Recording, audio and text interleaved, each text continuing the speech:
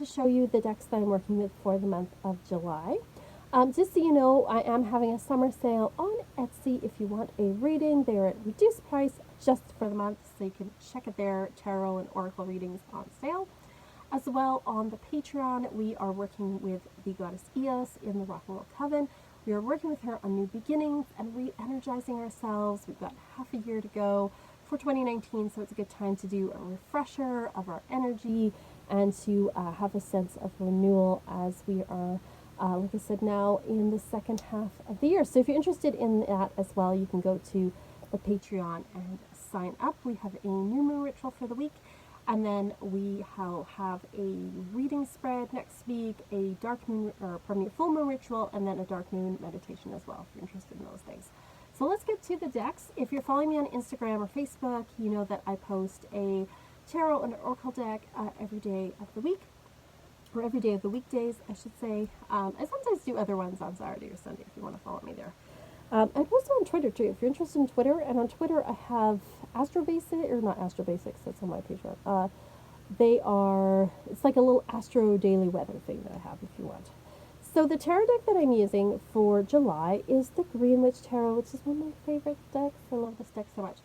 This deck just it's such a lovely, gentle, naturey pagan vibe to it. It's got a very I don't know, it's got this pagany but gentle kind of vibe to it. I love it. It's so green. Well, it's Green Witch deck. But it's just, I love this deck. To me, this deck just says summer. It says gentleness. Seal strength. I love that. The crone, walking with the lion. The Eight of Wands. So pretty.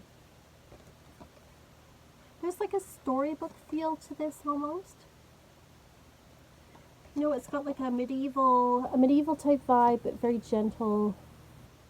It's sort of like a romantic past, you know. This is one of my favorite death cards. Lord of the Shadows.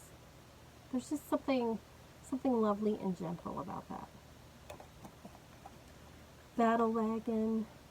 So it's got a very Celtic bent to it, but it doesn't seem to be set in a particular kind of time. There's sort of like some ancient Celtic things, then you've got more medieval stuff. So that's why it's got more of a storybook kind of vibe to me, because the timeline is somewhat fluid, which is totally fine. It's not a criticism. It's really nice. And then you've got like people with little witch hats on, pentacles. It's got a very like English agrarian type vibe to it. And you've got the tower. It's beautiful. You've got like the Wild Hunt there, the Oak King. It's a beautiful deck. To me, this is just speaks of summer. I love its vibe. I'm really, really happy to be working with this again. The Lenormand deck that I'm using is Rana George's Lenormand. So I love her. I love the book that she wrote about Lenormand. This box is nice because it's got like, I love the magnetic flaps.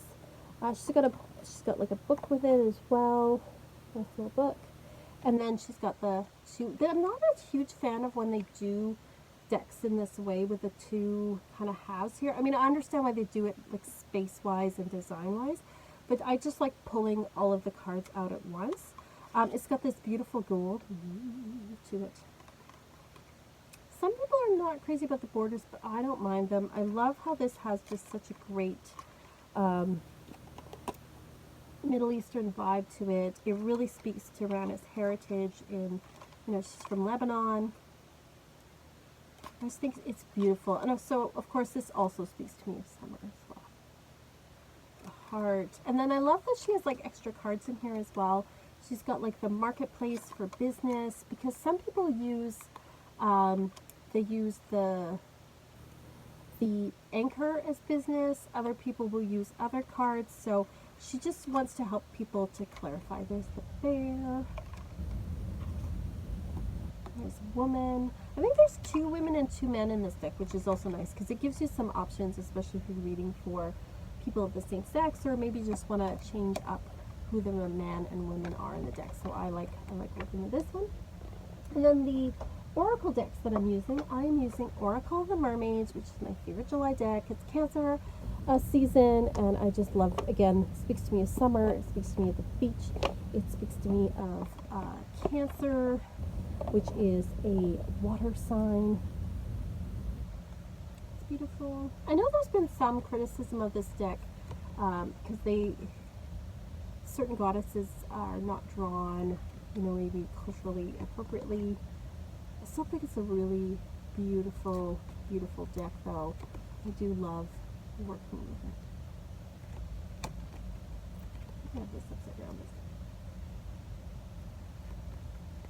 I just think it's lovely and it's beautiful. I love all the mermaids. So pretty. There's the cover. Beautiful. So I like working with that, with coupling it with the Green Witch Tarot. I find they couple together really, really nicely. It gives you that, again, that fairy tale kind of vibe, but not like fairy tale where everything's like peachy keen. There is darkness as well. There is, it tells you the truth still, which I think is important. And then I'm also using the Gods and Titans deck.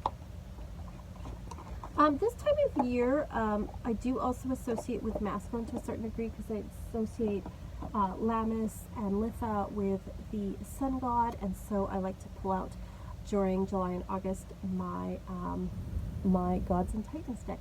I love this deck because there are so few god decks. My only criticism with this deck is he draws everybody very superhero-y, which is his thing, Jimmy Manton.